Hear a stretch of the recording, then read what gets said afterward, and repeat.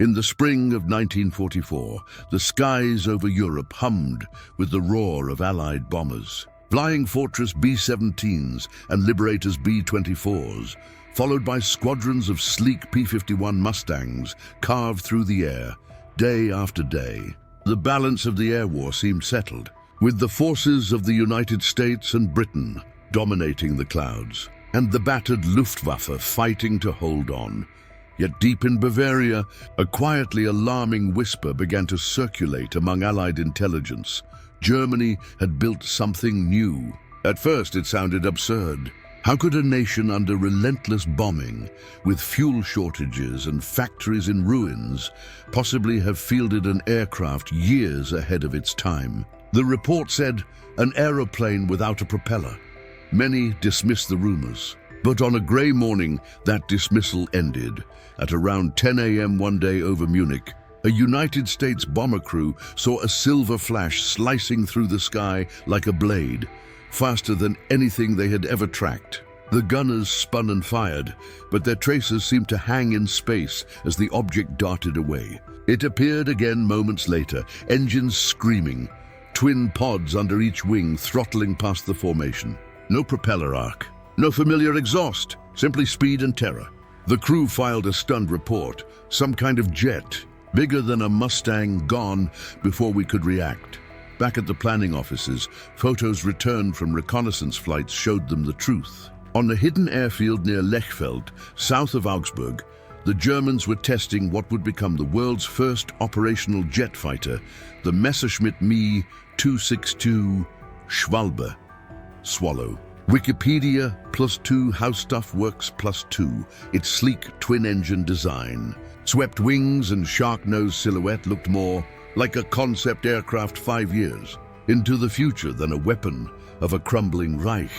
The German Ministry of Aviation had begun its jet fighter project as early as April 1939. Wikipedia +1 When Allied pilots finally caught sight of one on standby, disbelief washed over them. The Me-262 looked alien. Cockpit streamlined, two Junkers Jumo 004 turbojet engines hanging low beneath its wings, the wings slightly swept back. Wikipedia +1 performance expectations were staggering. Reports suggested a top speed of around 540 miles an hour, about 870 km/h, in test conditions. Significantly faster than any propeller-driven fighter Allied engineers could muster at the time. Warfare History Network +1, but speed alone would not win the war. As the Germans prepared to deploy the Me-262, they were contending with industrial collapse, fuel shortages, a leadership distracted by politics and ego. The jets emerged only in mid-1944, far later than their original planned entry. Wikipedia +1. Still, for the men watching from the bombers and the fighters of the United States, it felt like the future had arrived, and paradoxically, arrived just too late. For a fleeting moment, the balance of the skies wavered. Could this new jet be the game-changer the Luftwaffe had hoped for? Could it cut through the bomber streams and turn the tide? American engineers and factories around the United States were churning out more Mustangs, more Thunderbolts, more P-47s, while across the Atlantic, the Germans scrambled to make sense of this breakthrough. The riddle hung in the air: invention without production, ingenuity without fuel. Would the Me-262 be the savior Germany needed, or the monument to what might have been? The bomber crews did not know yet that they were witnessing the dawn of the jet age, an age that would belong to the victors of 1945. But they felt the tremor. The sky had changed. The chase of propellers had ended, and a new kind of flight had begun. When the first photographs of the strange twin-engine aircraft reached Allied intelligence in 1944, analysts were stunned. The reports confirmed what some had only whispered: the Germans had done it. They had turned the theories of jet propulsion, the dream of speed, into reality. The story began years earlier, before the war even erupted. In 1938, a visionary engineer named Willy Messerschmitt and a team from Junkers and BMW proposed something extraordinary: an aircraft that would no longer depend on the old propeller. It would breathe air, compress it, ignite it, pure thrust, the kind of power that could push a machine past every known limit. Their project was called the Messerschmitt Me 262, and it was meant to be the crown jewel of German engineering. By 1939, the first prototype had already taken shape. Its lines were smooth, aerodynamic, a silver dart of steel and ambition. Yet even in those early stages, the obstacles were immense. The new Jumo 004 jet engines demanded materials that could withstand heat never seen before in aircraft design. Germany, rich in talent but poor in resources, had no access to the high-temperature alloys used by American or British manufacturers. The engineers improvised with inferior metals. Their solution worked for a while, but every engine was a time bomb. Cracks, flameouts, catastrophic failures. In April 1941, the first Me 262 prototype attempted flight. It didn't go as planned.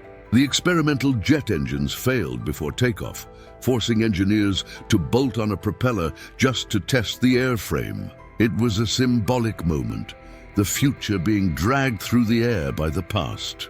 It would take 2 more years before the aircraft would finally fly under its own jet power. When it did, test pilots were astonished. The Me 262 soared faster and higher than any plane on Earth. Germany had leaped into a new era of flight, but it was alone there, and dangerously late. For all its brilliance, the Me 262 was born into chaos. By 1943, the war had turned against the Reich. Allied bombers hammered German industry daily, and fuel was growing scarce. The factories that could have mass-produced the engines were buried under rubble. Still, the engineers pushed forward, certain they were building the weapon that could change everything. Then came the order that sealed its fate. In early 1944, Adolf Hitler personally intervened. He insisted the Me 262 be modified to carry bombs. In his mind, it would serve as a blitz bomber, a fast strike aircraft capable of attacking Allied troops on the ground. His generals protested. The design was meant for air superiority, not bombing runs. Every modification added weight, disrupted aerodynamics, and delayed deployment. But no one argued for long with the Führer. The months slipped away. While the Allies refined the Mustang's range and coordination, Germany's miracle jet sat waiting for approval, bogged down by bureaucracy and politics. The men at Messerschmitt watched in frustration as their revolutionary fighter gathered dust. The first production models didn't reach operational Luftwaffe units until mid-1944, nearly 5 years after conception. When the Me 262 finally took to the skies in combat, it seemed to defy physics. Allied pilots described it as a comet with wings. It could accelerate beyond 500 miles per hour, climb steeply, and escape almost any pursuit. For the first time in years, Luftwaffe pilots felt hope, brief, burning hope. Yet beneath the excitement lay a grim truth. For every Me 262 that flew, 3 or 4 sat grounded, waiting for spare parts or engines that had melted during testing. Each Jumo 004 engine lasted, on average, between 10 and 20 hours of flight before failure, a shockingly low lifespan compared to Allied piston engines that could run hundreds of hours without issue.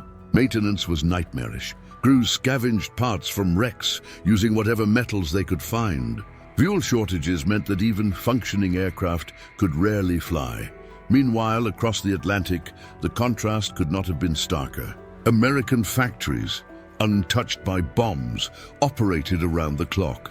Ford's Willow Run plant rolled out a B-24 every 63 minutes. Lockheed produced Mustangs faster than Germany could repair a single jet engine. This was the new arithmetic of war. Innovation meant nothing without production. Still, the Me 262 frightened Allied airmen. It was fast enough to overtake and destroy bombers before they could react. Its 4 nose-mounted 30mm cannons could shred a B-17 in seconds. American engineers studied every intelligence photo they could find, eager to understand what they were facing. The Me 262 was not a myth. It was a warning that genius, without logistics, could only delay the inevitable. By late 1944, Even as Me-262s streaked across German skies, the Allies were closing in. Each sortie consumed fuel Germany no longer had. Each victory in the air came too late to matter on the ground. The jet's shadow was long, but it fell on ruins. For a few brief months, the dream of speed had come alive. It was dazzling, unstoppable, and tragic all at once. Germany had built the future, only to discover that the future alone could not save it. By late summer 1944, the rumor had become reality. Allied aircrews had stopped laughing at the so-called miracle jet. Now they feared it. The Messerschmitt Me 262 had entered combat. The first operational unit, Commando Nowotny, was named after Germany's top ace, Major Walter Nowotny. He was a national hero, credited with more than 200 aerial victories. In July 1944, he received the first squadron of Me-262s and a nearly impossible mission to prove that Germany's jet fighter could stop the endless tide of American bombers pouring over the Reich. At first, the results were shocking. On its inaugural sorties, the Me-262 slashed through bomber formations with terrifying ease. Its speed made traditional dogfighting useless. A Mustang couldn't even turn in time to get a shot. Pilots described the German jet as a phantom, striking from nowhere and vanishing before a gunner could track it. Within seconds, a B-17 could be torn apart by four 30mm cannons mounted in the Me-262's nose. Shells so powerful that just one or two hits could rip off a bomber's wing. But there was a catch. Every attack had to be perfect. The Me-262's engines were fragile, slow to throttle, and easily flamed out if the pilot moved too fast. A single hit from defensive fire could destroy them. Landing and takeoff were even worse. The jet needed long, flat runways, luxuries Germany no longer had. Allied bombers targeted those very airfields, turning concrete into craters and trapping the jets on the ground. Still, for a few weeks that autumn, the Luftwaffe felt a flicker of hope. Major Nowotny personally shot down several Allied aircraft in the Me-262, but on November 8, 1944, his luck ran out. Pursued by a pair of American P-51 Mustangs, his jet's engines failed during a climb. Witnesses saw smoke trailing as it plunged into a field near Epes, killing him instantly. The jet ace was dead, and with him died the illusion that this new machine could turn the war around. After Nowotny's death, command of the Me-262 units shifted to General Adolf Galland, another legendary pilot. Galland recognized the aircraft's potential, but also its fatal weakness. Germany simply couldn't produce or maintain it at scale. He pleaded for concentration of resources to build more, but it was too late. The Allies had achieved air supremacy. American intelligence quickly adapted. Fighter Command ordered P-51 squadrons to patrol near jet bases, waiting for takeoffs and landings. The Mustangs would orbit high above until they spotted a Me-262 lowering its gear, then dive in with guns blazing. It was merciless but effective. By attacking during the jet's slowest moments, the Americans neutralized its advantage.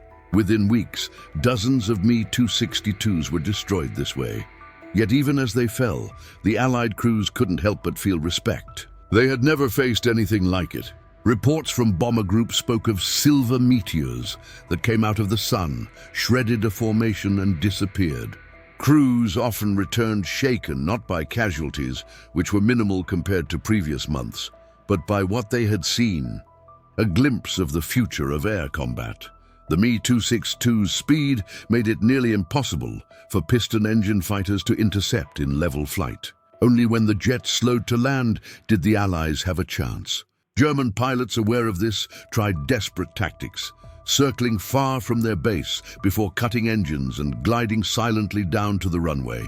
Some even ordered anti-aircraft crews to cover their landings with flak bursts, a dangerous but necessary defense against the prowling Mustangs. Meanwhile, back in America, word of the German jet reached engineers at Lockheed and Bell Aircraft. They studied every intelligence photo, eager to understand its design. At Lockheed's secret facility in Burbank, a small team under Clarence Kelly Johnson was already building the P-80 Shooting Star, America's first operational jet fighter. Unlike the Me-262, it would benefit from abundant fuel, stable engines, and the full might of American industry behind it. By early 1945, the Me-262's moment had passed. Allied bombers now struck jet assembly plants directly, and fuel shipments barely reached the front. Many Luftwaffe pilots took off only once or twice before abandoning their aircraft for lack of maintenance. Germany had created the fastest fighter in the world, but it could no longer fight a sustained war. Still, the first encounters between the Me-262 and the American pilots of the 8th Air Force became legendary. They marked the exact moment when air combat changed forever.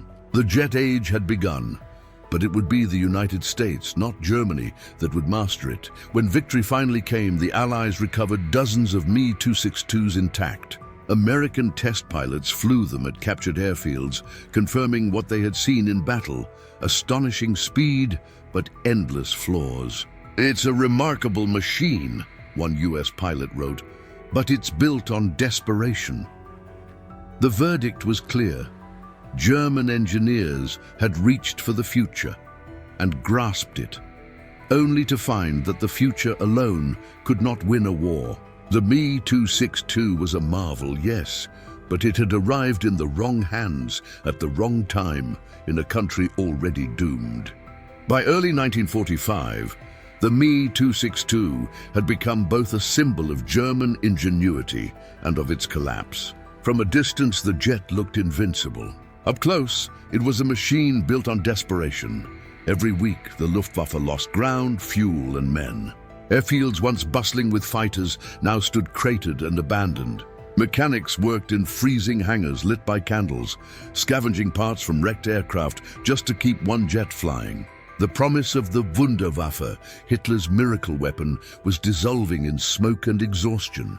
Inside the Reich, production numbers told the truth no propaganda could hide. Germany had built barely 1,400 Me-262s in total, fewer than the number of P-51 Mustangs the United States produced in a single month. Of those jets, barely 300 ever reached combat units. Many were destroyed on the ground before they ever flew. Others waited for engines that never arrived or for fuel that no longer existed. The German industry, bled by Allied bombing and by lack of rare metals, simply could not sustain them. Even the Me-262's greatest strength, its speed, turned against it. The aircraft could outrun any Allied fighter, but the fragile Jumo 004 engines couldn't withstand sudden throttle changes. A quick push on the controls could make both turbines flame out. Pilots were forced to handle the jet delicately, accelerating in slow, careful increments. In the middle of combat, that meant hesitation, and hesitation was death. American pilots learned fast.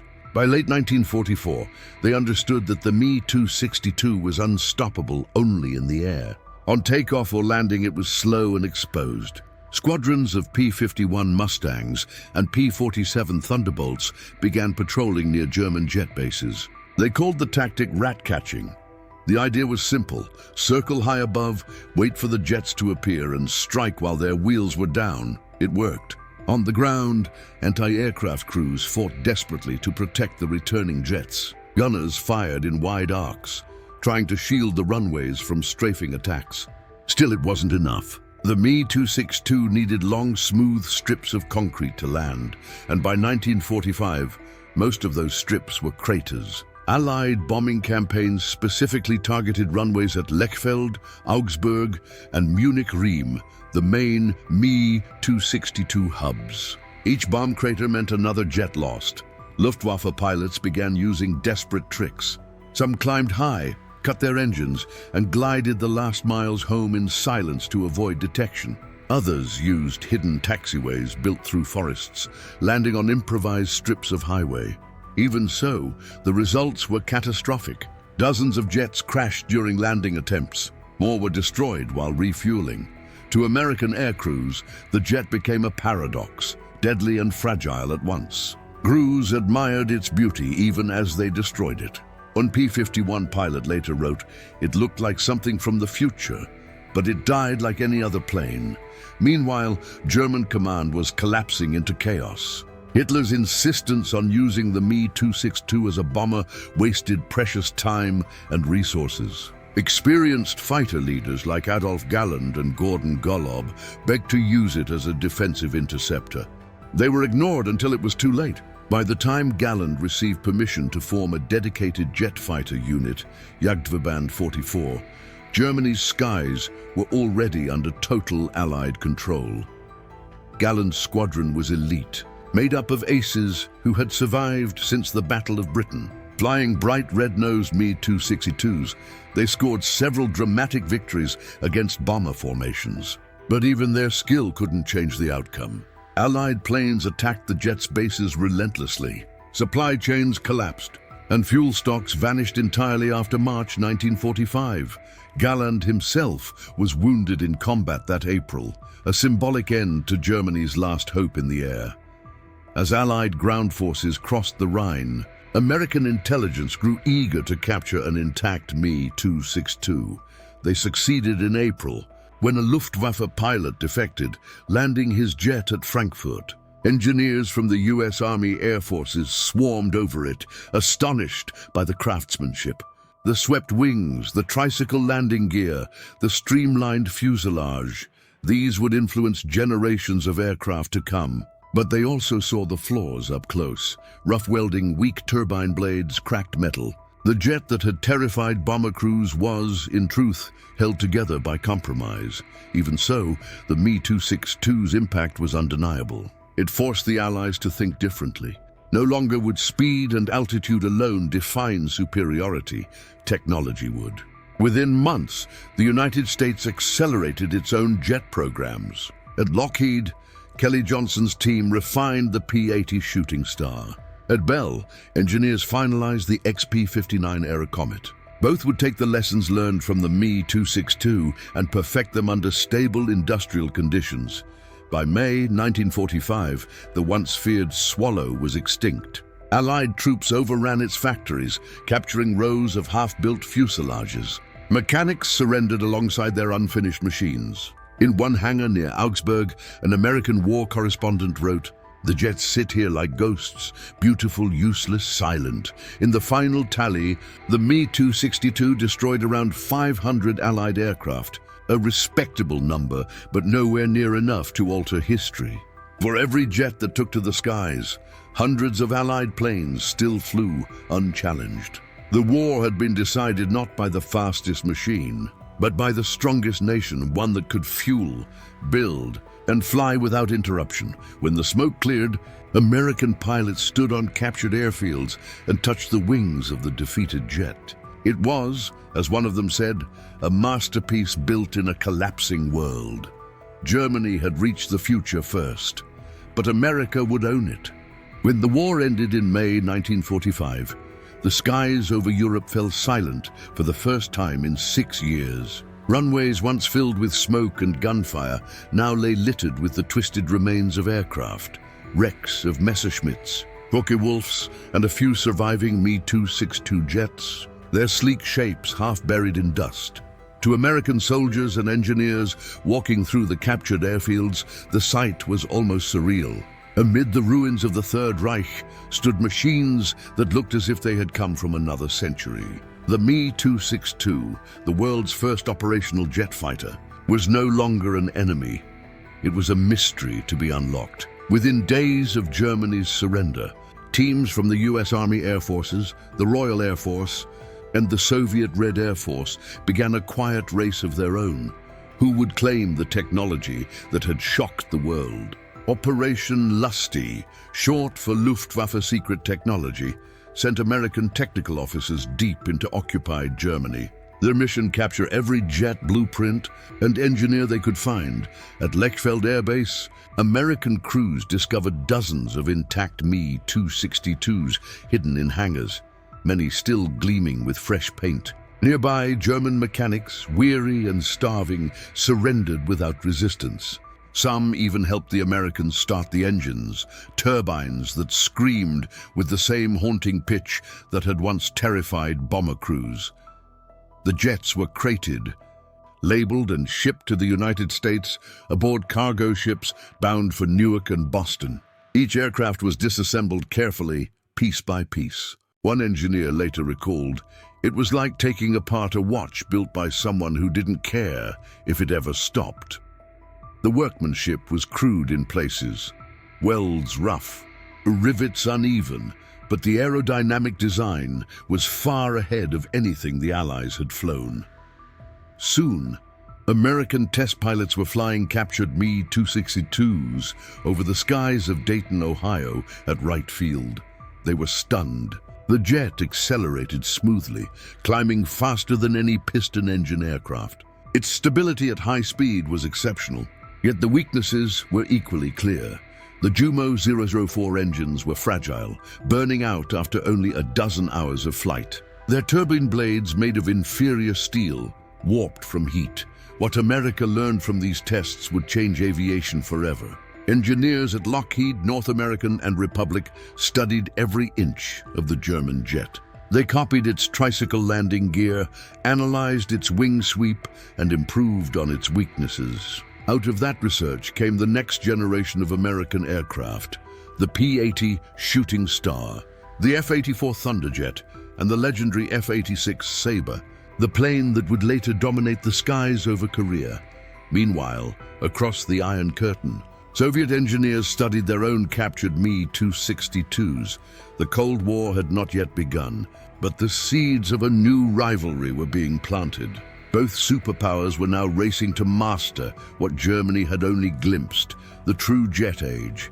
For the Germans who had designed the Me 262, the war's end was bittersweet. Many were taken to the United States under Operation Paperclip, the same program that later brought rocket scientists like Wernher von Braun to work on America's space program.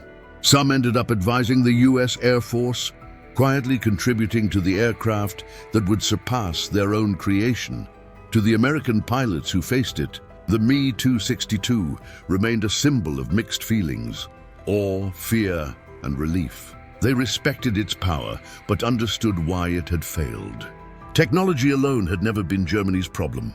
It was timing, leadership, and production. In 1944, the United States had built more than 96,000 aircraft. Germany less than 40,000, and few with fuel to fly. The Me 262 had been born brilliant, but born into a nation already broken. Still, its legacy endured. Every jet that followed, from the F-86 to the F-100, from the MiG-15 to the B-47, owed something to that silver swallow that first pierced the clouds over Bavaria. It was a weapon forged in desperation, but it opened a doorway to the future. By the late 1940s, America had taken that future and made it its own. The U.S. Air Force, now an independent branch, entered the new decade with fleets of jet fighters built not in secret caves, but in bright modern factories across California, Ohio, and Texas. They were faster, stronger, and most importantly, sustainable. What Germany had imagined, America perfected in the years that followed. Historians would look back on the Me 262 as both triumph and tragedy, proof that genius without stability is doomed, and that wars are won not only by invention, but by endurance. When American test pilot Tony Levier landed one of the captured jets in Ohio, he stepped out of the cockpit, removed his helmet, and reportedly said, "She's fast, but she's fragile. Ours will be better." He was right.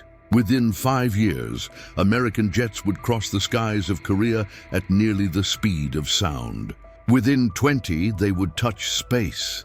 The Me 262 had given the world a glimpse of the future, but it was the United States that made that future real. And so, from the ashes of a defeated enemy's dream, a new age of flight was born, an age that would belong not to the Reich that built the first jet, but to the nation that learned from it and soared beyond.